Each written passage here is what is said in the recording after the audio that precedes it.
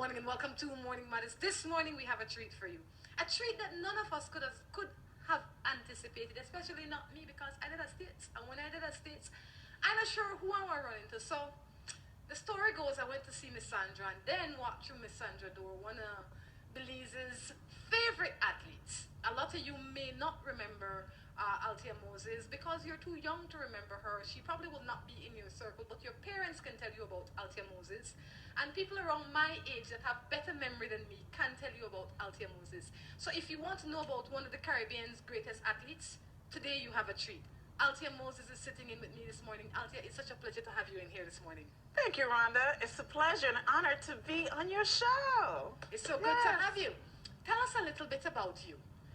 A little bit. Where do I begin?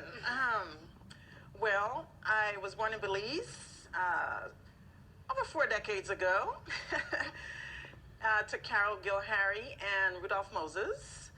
And I grew up in Belize for my first 10 years of my life. And Okay. we migrated to Belize. My mother and I, my sisters, migrated from Belize to Los Angeles in 1980.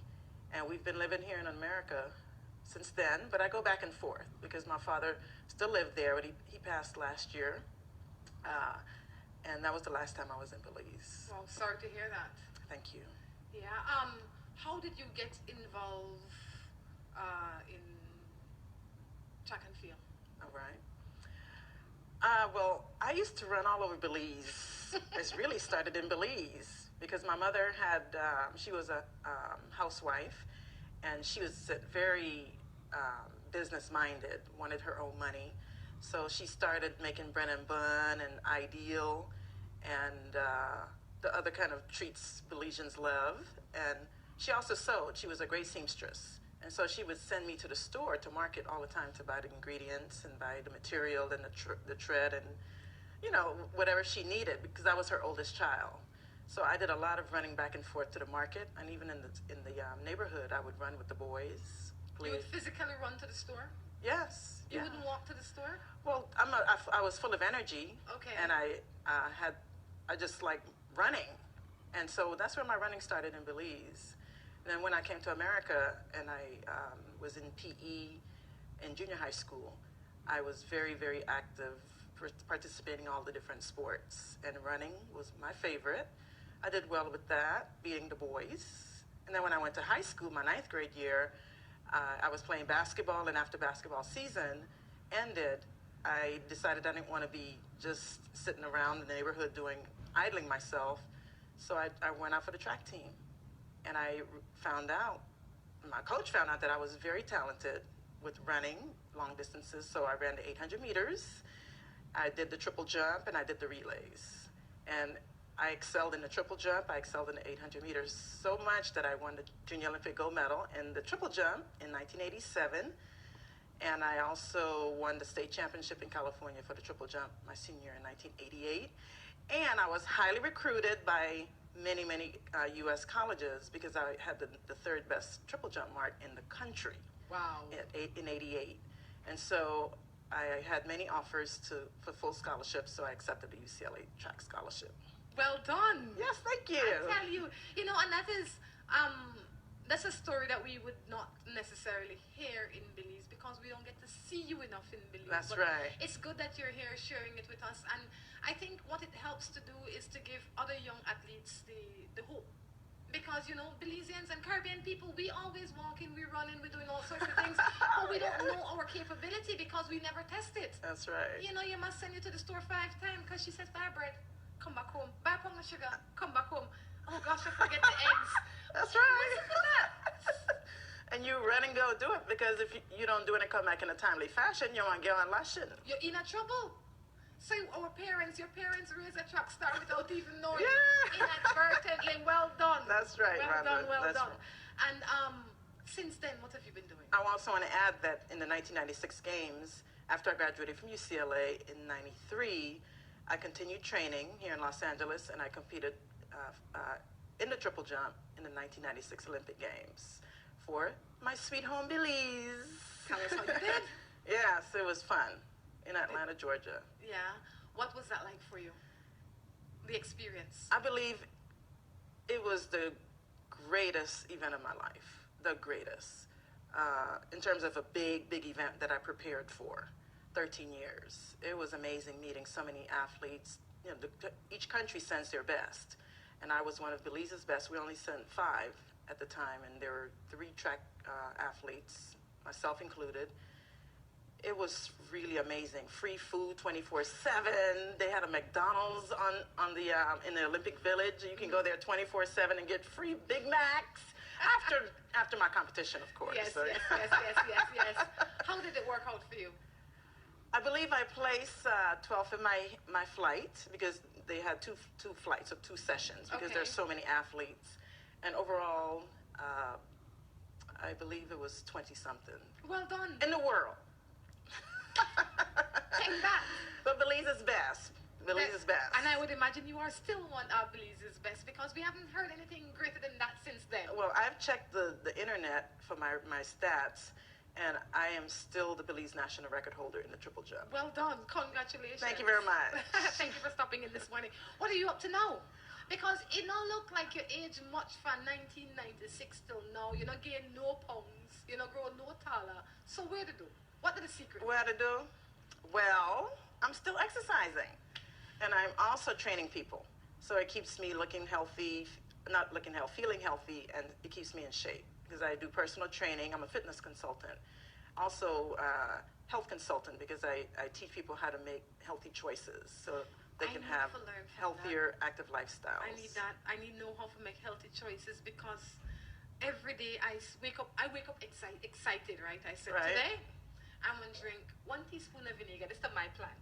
Because I read somewhere that if I drink a teaspoon of vinegar, it'll help with my appetite, and somewhere down the road it will cause me not to gain so much weight. Is it working? You know, I don't know if I drink a teaspoon of vinegar and then I go eat 2 boiled eggs and then I eat rice and beans and then I eat everything else that pass. I think the vinegar not work. And not it work? Well, only you know if it's not working because you see your body every day, afternoon and night. Tell us for somebody that's at home, because I like to go with the basic person that's not seeking out maybe a trainer just yet, but they would want to make one simple step to maybe lose 5 pounds in a month per se.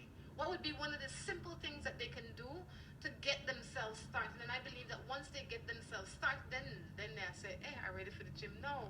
Okay, that's a good question. I think the simplest thing to do is to find out, well, dietary intake, because it's about calorie intake and calorie expenditure. How much calories you're putting in and how many calories you're burning. So if once they know that there's a certain amount of calories they should be eating per day, then that will determine if they should eat less of it or a little bit more. Once you know that, you're empowered to make healthier choices.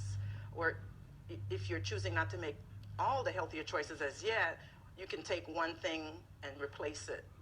Say if you're having too much, having a cup of rice and beans for tea and dinner tea, then you cut it in half.